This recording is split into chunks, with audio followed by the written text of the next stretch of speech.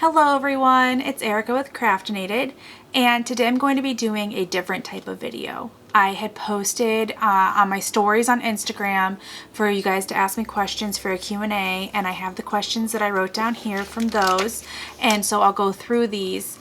But this is going to be a little bit different because it's going to be a two-part video with kind of a twist, and it's going to be to celebrate my 1K on YouTube. I'm so excited, and I thank all of you for helping make that happen. So I'm going to start going through these questions. I'll kind of see where they take us. I'm going to shuffle them up just so they're kind of like in whatever order. And yeah, so thanks so much for asking these questions, and you know, get to know me a little bit more. I know this is really different. Usually you only see these bad boys, but here's the rest of me, the part that's talking the whole time that the video's going on. So let's see, we'll do question number 1. What is your favorite pen? So I have many favorite pens, but I would say the one that I reach for the most, the one I use most often, is I think they're the Prigma Microns or something like that. Let me see what they're actually called.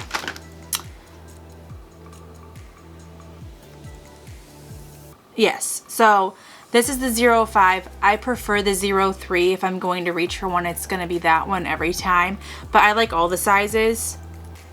But this is probably, like, well, not this specific one, but these are the pens I use more than anything. I like them to write with. I know not everybody does because they're like a felt tip, but I really like writing with them.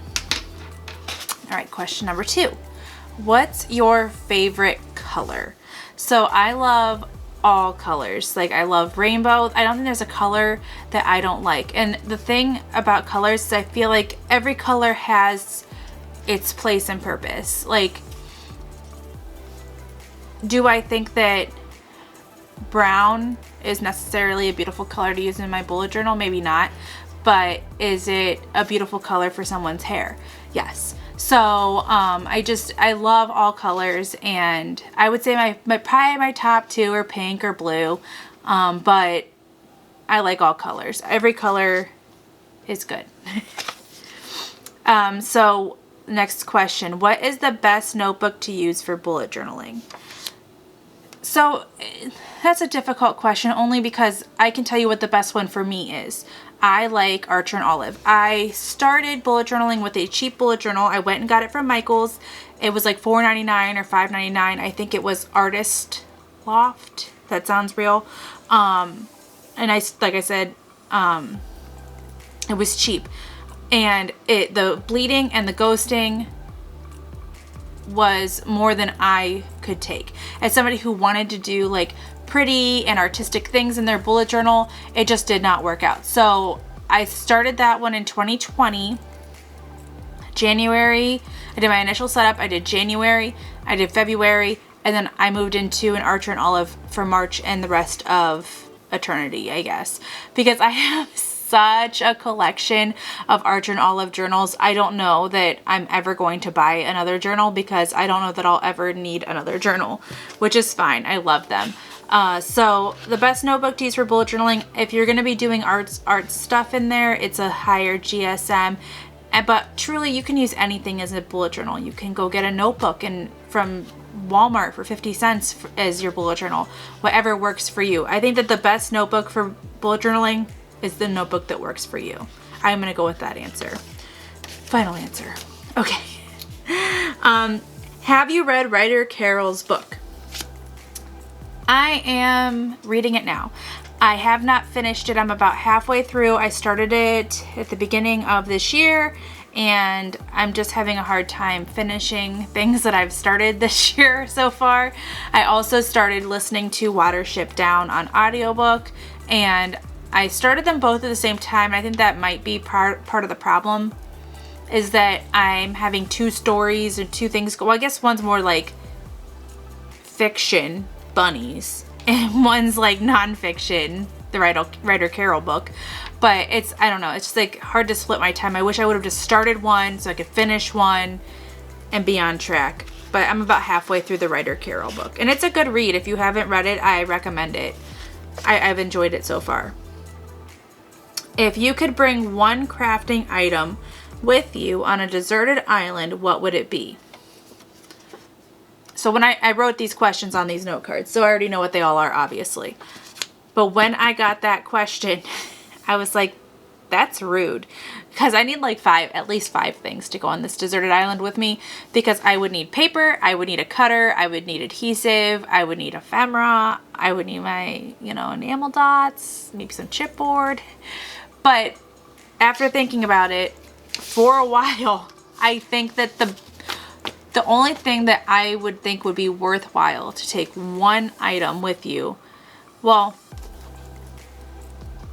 maybe you could do yarn, I guess, because you could do like that like finger crocheting or whatever, but I'm not into yarn.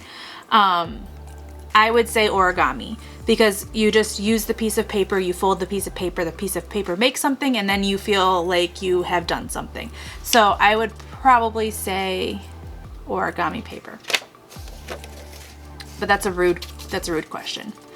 What's your favorite project to make and why?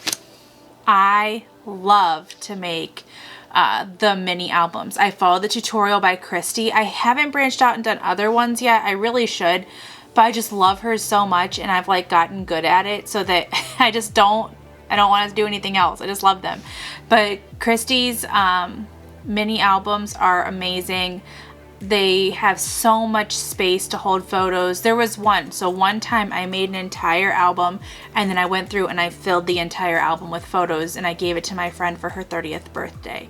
Usually I make these albums as gifts. If you invite me to your wedding, you will get that album and something else, usually. If you invite me to your baby shower, you will get a mini album. If you invite me to your graduation, you will likely get a mini album. So if you don't want a mini album, don't invite me, because that's what you're getting. All right, next question. What are the must-have bullet journal supplies? Okay, I get asked this. This is not the first time somebody has asked me this, and I am by no means like the authority on bullet journaling. But if I had to tell you the must-have bullet journaling supplies, you're not gonna like this answer. The must-have bullet journaling supplies is something to write on and something to write with.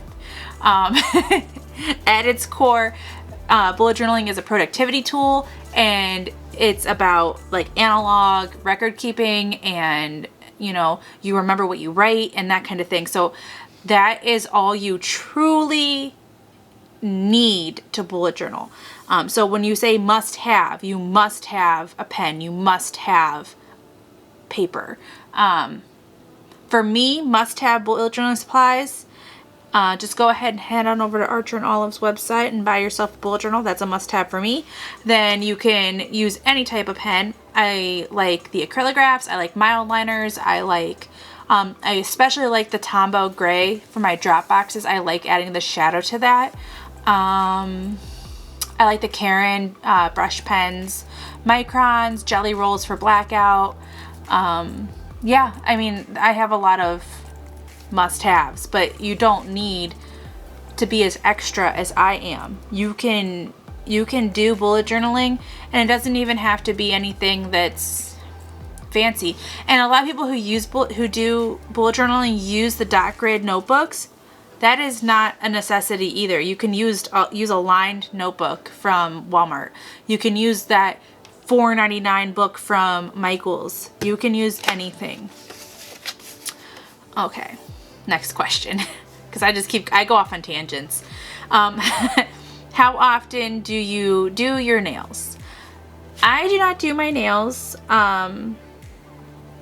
My nail tech's name is Genesis. She does my nails, and she's amazing, and I love her. If you're in the Northeastern Ohio area, specifically Akron, you can let me know, and I can tell you where she works. If you are that interested in getting your nails done by her, she is an artist. She is an artist of the nails. Now, I used to get more with my nails before the current position I'm in, but she will... I've seen things that she's done. I'm just like, what is going on?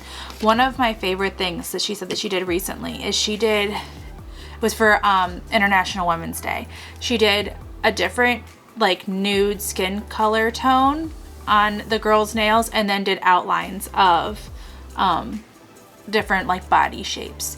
And I just thought that was such an awesome like tribute to everyone and every shape and everything. I just love it. She's awesome. And I don't even know who came up with that idea, if she did or her client, but regardless, I'm sure, you know, she executed it perfectly. So next question. How do you start a bullet journal? Or how do you start bullet journaling?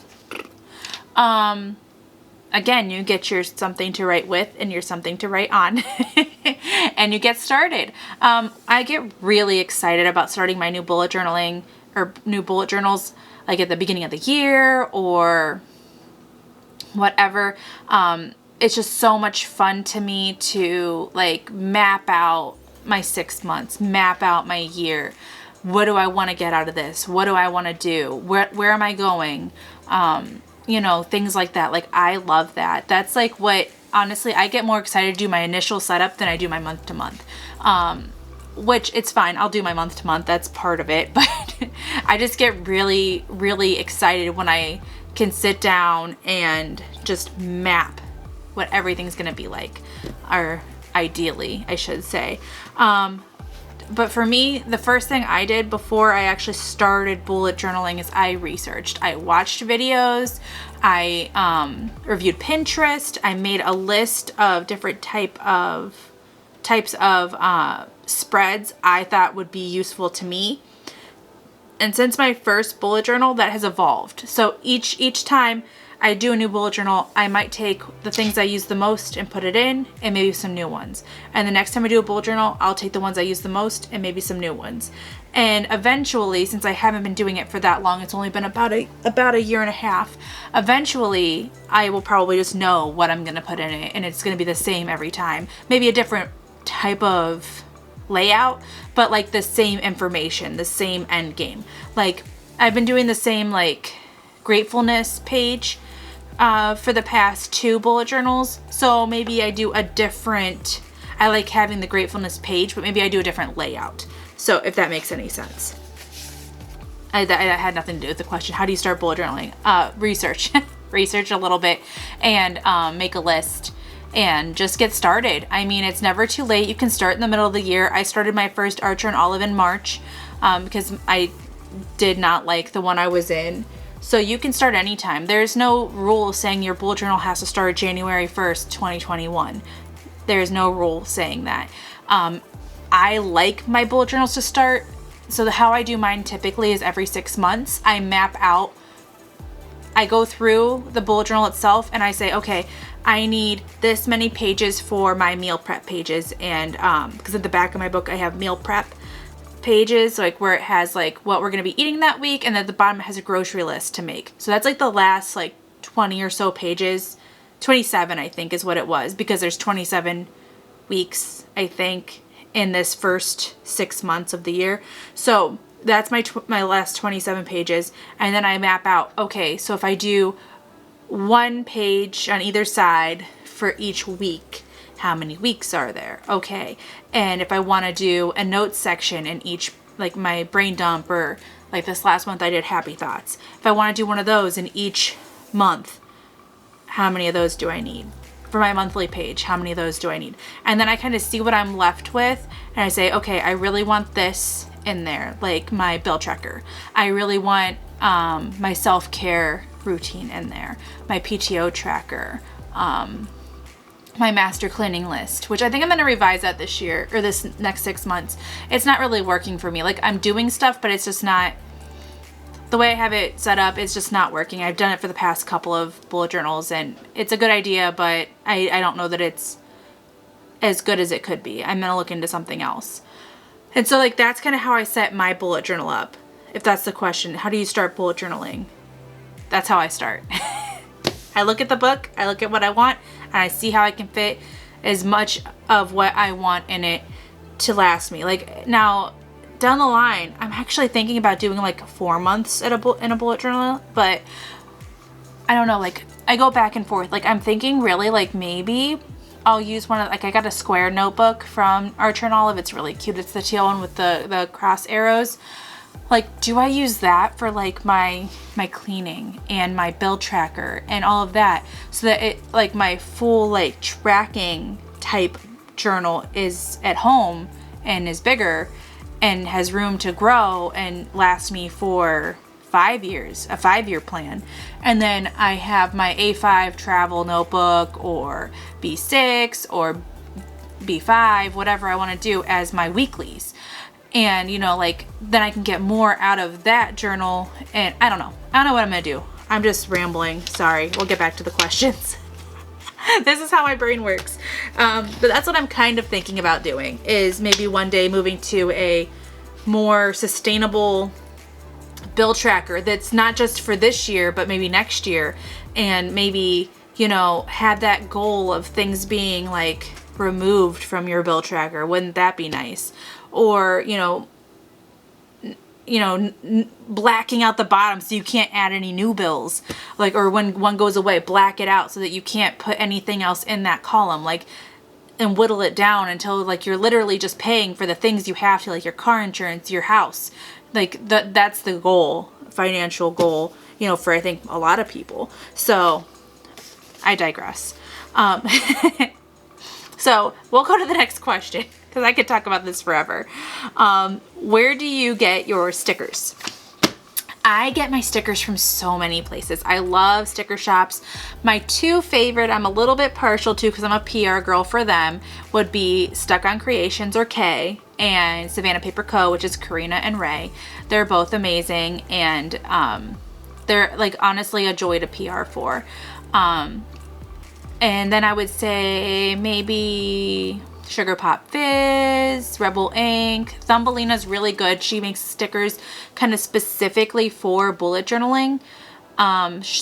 Sugar Lemon Paper Co. is one, I think. That sounds right. And Fruity Sticker Co. Those are some of my favorite ones. And I get most of them from Etsy. I think the only one of those that's not on Etsy is Fruity Sticker Co. Okay, next one. How did you become an Archer and Olive affiliate? So I've actually been asked that a couple of times. It's really simple. I think it was just like a simple application process through a web-based application. I don't think it matters, like, if you have like a ton of followers, because I know that when I think when I signed up for it, I didn't have a ton. I think that I had some on my YouTube, but I don't think that it was that many. And I think on my Instagram, I only had, I don't know, like 1,200 or so. So, I mean, like, I'm not saying that that's like nothing, but I don't think that you have to be like a 50K following base to get, to become an Archer and Olive affiliate. I think what matters more than like your following and even necessarily like how much content you have, I think it's more like, do you align with their values? Do you like, like that kind of like that walk the walk, talk the talk, I don't know, like that kind of thing. Like, do you truly, like, some of their core values are like love yourself, love others, love the planet? Do you do that? And if your posts and your Instagram or your socials or anything is portraying something different than that, I just think that that's probably how you don't become an affiliate. I don't know that, I don't know how often they select people. I don't know if it's open all the time. I don't know if they have a cap. I don't know any of that. So, but if you're interested, I would check it out. Like, go to their affiliate website and sign up. Maybe you can be an affiliate too. So, next question. How often do you post YouTube videos? So I try to post my YouTube videos once a week. Does that always happen? No. Is it more than that? Sometimes yes. So it's kind of just like, there's some people who are like, okay, I'm going to post a video every Saturday. And I should be like that, but I'm not. Just because life isn't like that. So I just post them when I post them. It'd probably be good to have a single day that I posted stuff, but maybe one day. I usually post my monthly setup, so that's one.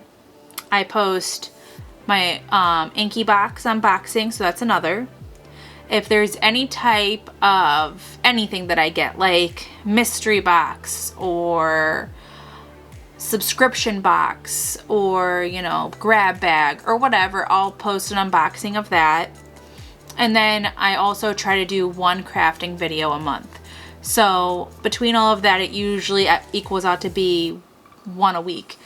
Sometimes I do struggle to think of like what you guys want to see. So if you ever have anything you want me to do, please let me know. You can email me, message me, and if I'm able to, I can definitely do that. Like, I like doing things that people, you know, want to see, obviously. I do these things, like I do the YouTube, I do the Instagram, I do all of that to share and hopefully inspire people to do more creative things in their life. One of my things, it's on my Facebook page at the bottom, it says be creative every day. That is something that I truly believe in. I think that it's good for your mental health. It's good for your, you know, just like overall well-being to do something that makes you happy every day. And maybe crafting's not what makes you happy every day, but it's what makes me happy every day. So that's kind of why I do that. So that's my YouTube videos. I just keep going off on tangents. I'm sorry. Who are your favorite crafters and bullet journalers? Okay, so let's start with crafters. Favorite crafters, number one, always love her. She's amazing. Lyric Lover Crafts, Amber. She's on YouTube. She's on Instagram. She has the best tutorials. She has a huge focus on craft fairs, which is what I started watching her for when I started doing craft fairs. She has amazing ideas that sell at craft fairs. So if you're into that, highly recommend following Amber. Crafters, I would say Sweet Red Poppy, Amy Tangerine, Chrissy, who does the mini album. She's awesome. She does other stuff too. Like, I just watch her for the mini albums, but she does a lot. And then I would say like Melody Lane is awesome. Like, if you have a Cricut and you ever have like, oh, how do I do that? She's got a YouTube video tutorial for that. And one time I was trying to do something, I forget, and I couldn't figure it out for the life of me. And I private messaged her and I said, you know, I'm trying to do this. I explained to her what I was trying to do. And this lady walked me through the entire process. She's so sweet. And you don't get that from some of the bigger channels, and she is a bigger channel. You don't get that personal, like, oh, sure, let me help you. Let me walk you through that. And she does. So she's awesome. Now, bullet journalers, I mean, there's so many. Like, and I've said this to other people, like, bullet journaling, so many people have great ideas, so many. So, like, you could follow somebody who has 100 followers that puts out the best content, and you could follow somebody who has 100,000 followers and they have the best content. It's such a diverse community. Not everybody's like puts themselves out there all the way, like, you know, like doing videos or reels or TikTok or whatever. Not everybody does that. And so sometimes those people, like, they have great ideas, they have great spreads, great content.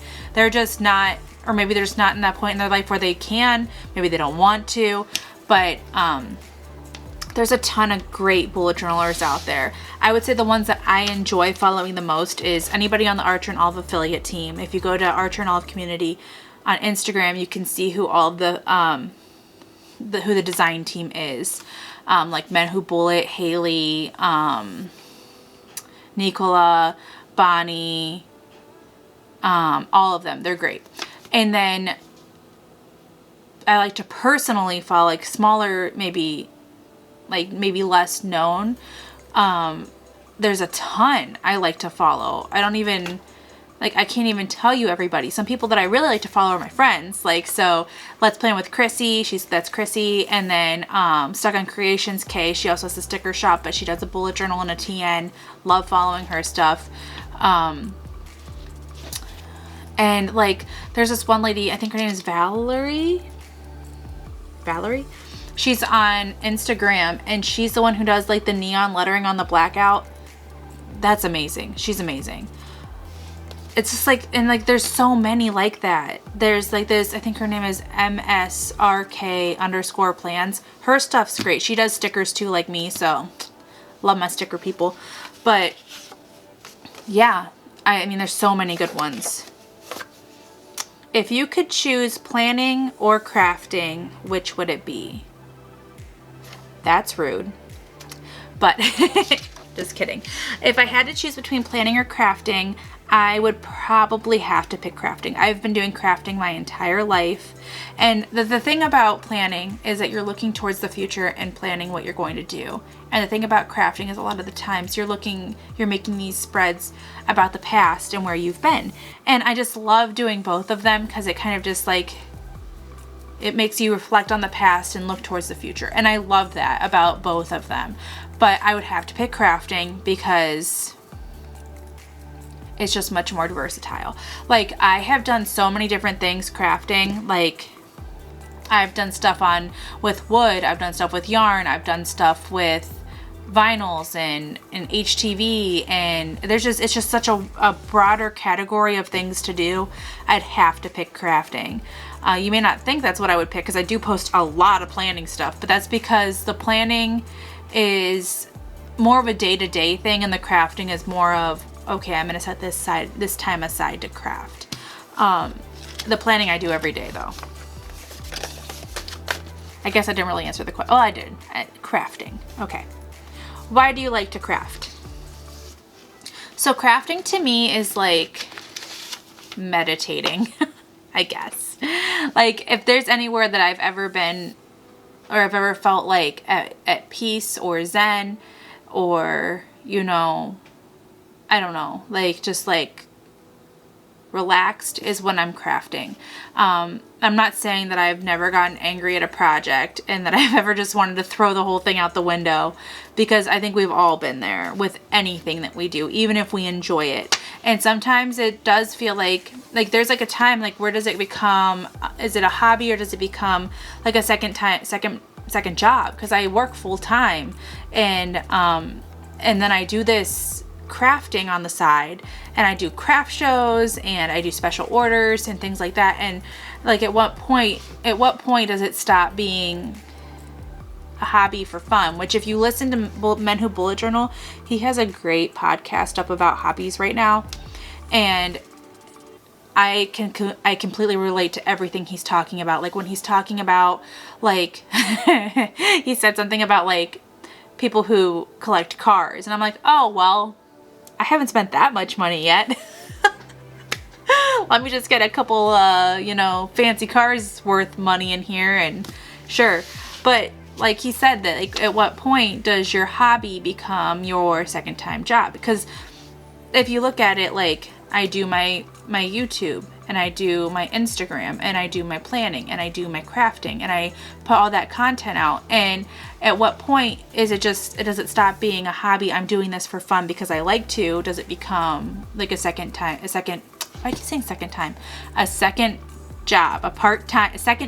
it's a second part-time job. That's what I was trying to say. I'm having a hard time. This is why usually you see my hands and just hear my voice, and it's easier for me. So that's why I like to craft. I'm circling back to the question. That is why I like to craft, though, is because it feels right to me when I'm crafting. Like, it's like I can literally sit here and craft for hours and just block out the world. Sometimes I don't even eat. I just work on a project, and I look down at my watch. I'm like, oh my God, I have been doing this for 7 hours. I need to get a drink.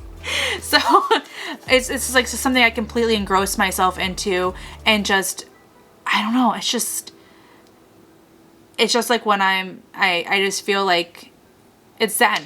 But yeah, it's just zen. So that's why I like to craft. So how long have you been crafting? My whole dang life. Like, at least that's what it feels like. I think I started initially like in brownies or Girl Scouts, doing like, maybe not necessarily paper crafts, but different type of crafts. Like, I'll never forget, like, my best friend and I met at a brownies thing where I had jelly rolls when I was like 6 or 7. My aunt is from Japan and she brought me all of these milky jelly rolls. I don't even know if you can find those anymore, but she brought me all of these colors, and we were sitting there and we were doing rock coloring, like rock painting. This was like before rock painting was cool, by the way. And I remember I was doing it and she comes over and she asks me if she can use like my yellow jelly roll. And I said, "You're not gonna steal it, are you?" But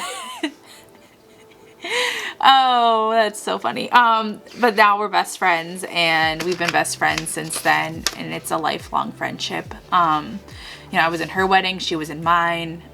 We have stuck together as friends. I mean, I'm 32, and I mean, it's the longest relationship I've ever had besides like family. So I love my best friend. But how long have I been crafting? Since then, there was also like this other thing that we made that was like these like, oh, what are they called? Air fresheners that like rotated and came up, and like there was like that weird jelly thing in there. But we like put little dresses on them and little hair on the top and gave them to our moms for Mother's Day. So that was one thing that we made then. And then, oh, wait 1 second. I'm gonna get something.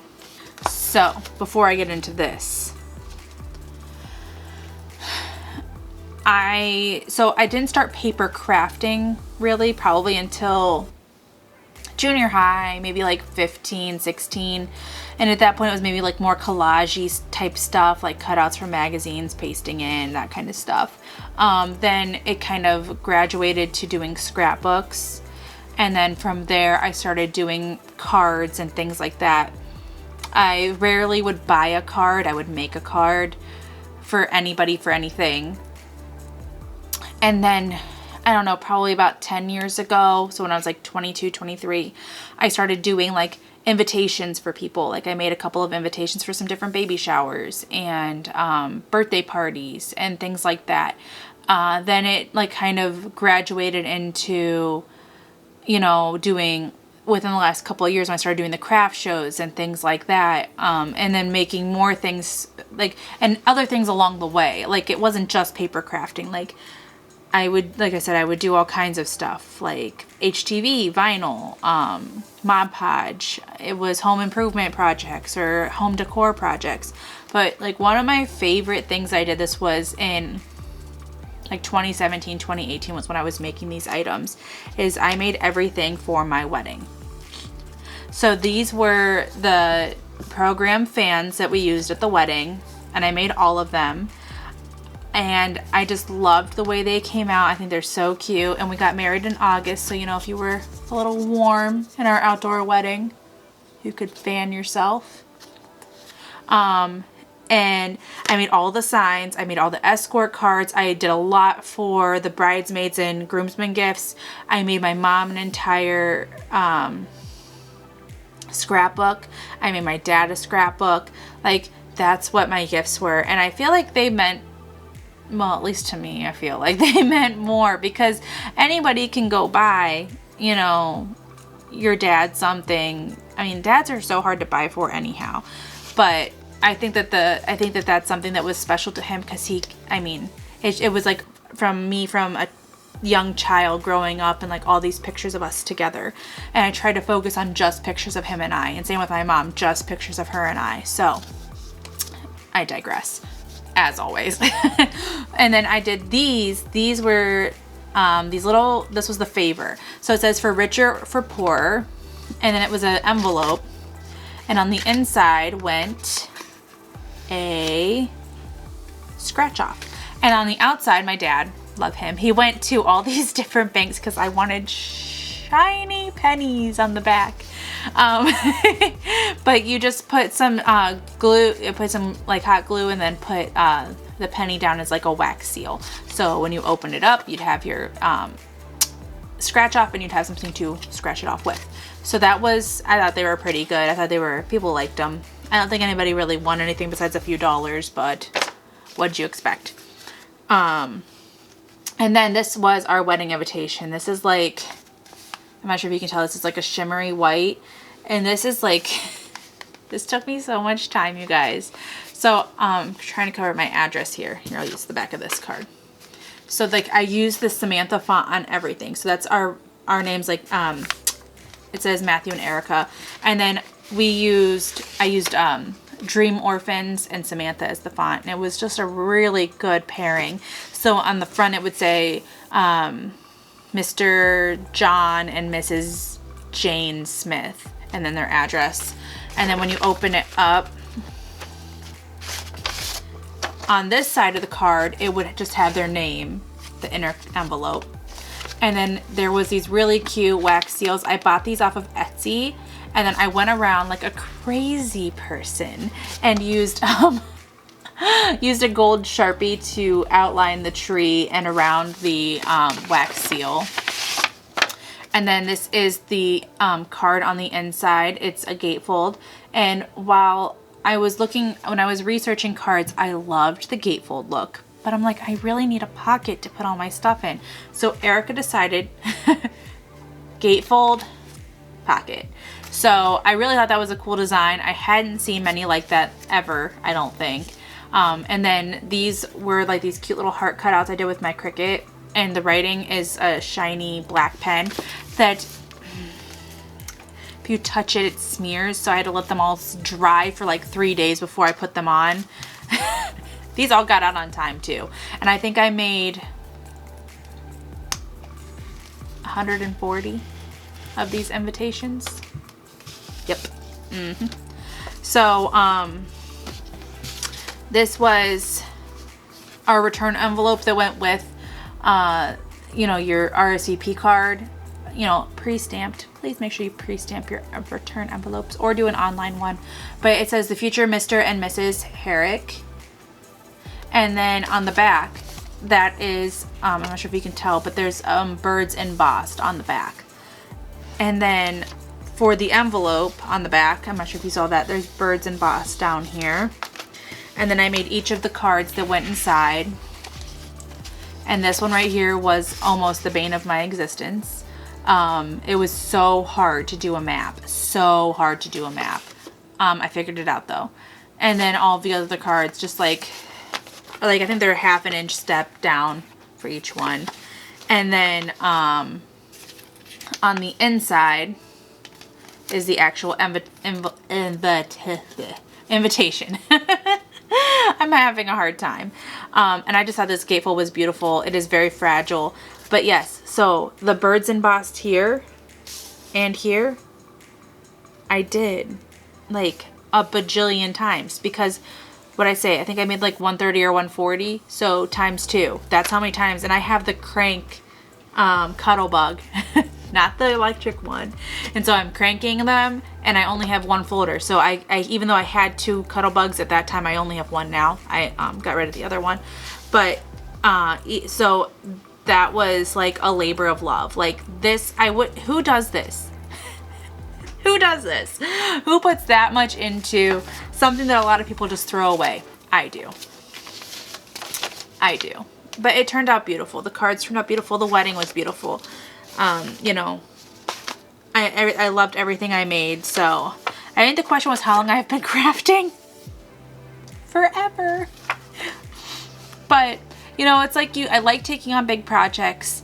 Like sometimes when you start, like when you're doing a 16 layer invitation and you're doing so many of them, it feels like when you start that you're never going to be done. But by the time that it's just stuffing the envelopes, you're just like so relieved that, you know, you did it and it's exciting. So I don't know. That's how long I've been crafting. Okay, next question. Final question, might I add. If you could pick one pen to get rid of and never use again, what would it be? It would be any cheap ballpoint that you get for free from anywhere. I don't want it. Like, I know that sounds maybe mean, but I don't want your free pen. I have pens, I have good pens. I don't want the free one. You can keep it. Like, I'm good. I just don't like them. They usually suck. They, like, you start writing with it, it dies. it's not even, it explodes, it's a big glob. Like anything that has like a phone number on it, not for me. So I know this is different than normal. I usually am not in front of the camera. I'm the man behind the curtain, and you see my little hands doing things. But I thought this would be fun to kind of get to know, you know, what you guys are like, what you guys want to know about me or what I do. And then, you know, maybe so you could get to know me a little bit better. And then when I come back in a couple, like maybe a week, I think, when I come back, we'll have something really fun going on. And like I said, if there's any questions that you guys have, you can go ahead and drop them in the description. You can email me at whatever my email address is, I forget. And, and you can message me on Instagram or Facebook. So thank you guys so much for watching. Oh, I almost forgot. So I kept talking about, okay. I am an Archer and Olive affiliate, and my code is Crafteinated 10. That saves you 10% and it gives me a kickback. I also have a affiliate link for items that may not be eligible for the code. You can purchase through that link and I will still get that kickback. So thank you guys who do that to support me. And then on Savannah Paper Co. and on Stuck on Creations, my code is Ericka20, and that gives you 20% off when it's a non-sale. And then you also get my freebie when you use my code. So let me know what you guys think about this in the comments below. And maybe I'll do something similar in the future. But that's about it. And I thank you guys so much for watching. I thank you guys for supporting me. You can subscribe to my channel. You can follow me on Instagram and Facebook, as well as TikTok. All right, so I will talk to you guys later. Thanks so much for watching. Bye.